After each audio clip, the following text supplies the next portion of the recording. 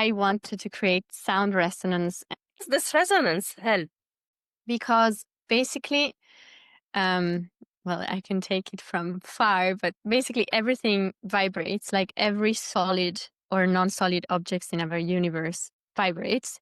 And also has a resonant frequency. And so when you discover what is the resonant frequency of a certain object, when you play a frequency, a sound, a note that has the same characteristic of this resonant frequencies, it makes this object vibrate and move. And so basically I tuned my structure to the train passing frequency so that it would activate it. And then I had a series of objects that would make noises when the activation would happen. What do we feel with these noises? It's a bit like crystalline sounds and also like vibrating hair. It's a bit like being immersed into a little concert that happens and you don't really know why. Nice. You know, I was trying to understand the noise in my city 2 or 3 days before the interview, you know? And Nice. and I saw a quote by a scientist, Robert Koch, back in 1910, who said, like, one day we will fight noise the same way we are fighting the plague and cholera. So when I was in Peru, in Lima, we really faced this issue also with the professors and university, because the urban noise is so loud, like over 60 or 80 decibels, that it really can create harm. And so there are a series of techniques you should implement into urban planning, but also architecture, to try to smoothen these sounds. The thing, though, is that, of course, when you have like a emergency problem like the one in big cities, you have to have like a combined approach between insulation and I guess a more open approach. But nowadays, when you talk about acoustics in engineering and architecture, it's really just about insulation, and very few specialists talk about sound architecture or aural architecture. And, you know, I think that have like a different mindset and opening up to sound also on a wider scale, like I did for Chiasso, is really interesting, because first of all, it makes you aware of the problem.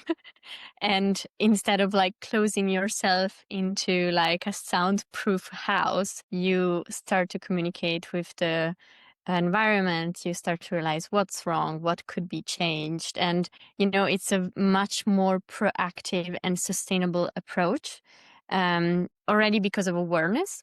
And especially when it's about nature, it's extremely powerful, because basically when you like, hearing is a sense of interiority, because it enters the body, and basically when you hear something, you also start to feel close to it or almost love it. It's like an instrument that plays in you. Yeah, You feel exactly. that it touches, it's like, let's say, a piano, and it touches many points in you, and Yeah. creates some sort of harmony or disharmony. Exactly. And so I think it's really important to be in tune with the world. And if the world offer only harsh noises, it's time to do something about it. But I don't think the solution is to just create insulation over. Especially that some people have, you know, it's about the receptors. It's not being sensitive psychologically. It's about having larger receptors in your body, or in the areas that absorb everything, actually. And one of these factors is the noise. If you absorb it and you are sensitive in the sense of having larger receptors in your body, you will feel very bad. And it's not about a mood. It's about really your body is screaming, like shouting for help. Yeah, it's very physical and it's very psychological. There is this branch of studies that is called psychoacoustics, that really studies the effects of sound on the brain and how it can impact your mood. But also like the very physical impact is real. I've known that since a young age that classical music, for example, helps plants grow healthier. And my mom was doing this. And we've seen the plants changing. Really, I've seen this at a very young age. You know, I grew up with this mentality and I noticed the difference because I also had plants when I grew up and they respond to noise. Wow, this I've never noticed. Amazing. Yes.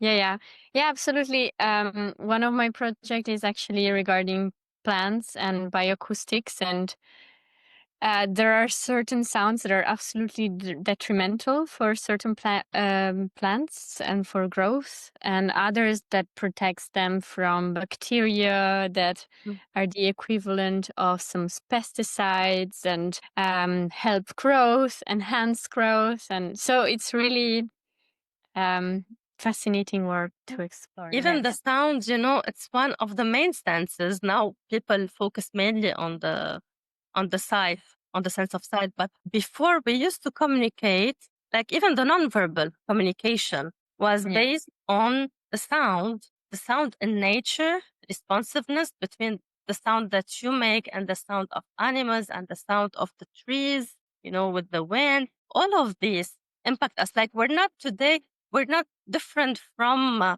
the 10,000 years ago human being, even if we say that we've changed a little bit physically, but our way to respond in terms of senses didn't change really. Yeah, I agree completely. Yes.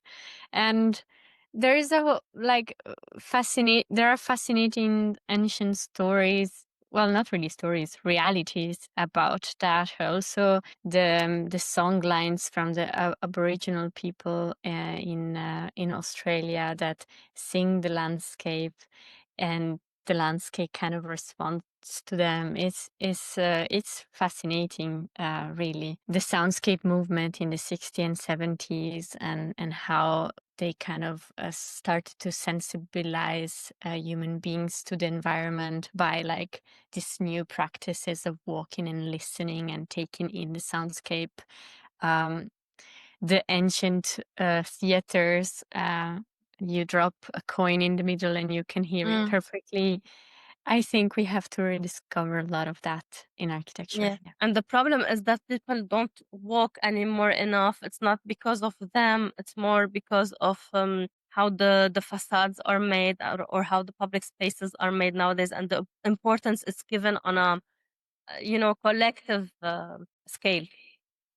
Like the way they promote for public spaces, for walking. The way it's designed doesn't allow you sometimes to have this pleasure of walking and listening. You want to walk to escape, for example, traffic, to escape pollution, to escape the noise. So you don't have this pleasure anymore.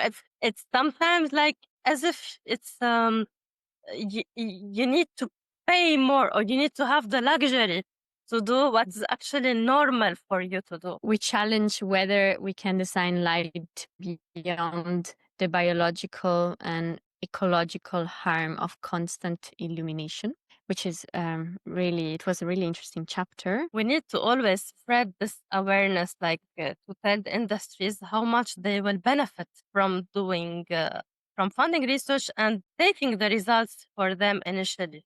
You know, it was a very long journey for people who started this field, Yes, absolutely. I also think it's a bit sad that nowadays, I worked in many architectural practices, and there's almost never time, space, and money for this neuro scientific side of architecture. And architecture and art can elevate the human experience and promote health on a scientific level and make people feel better.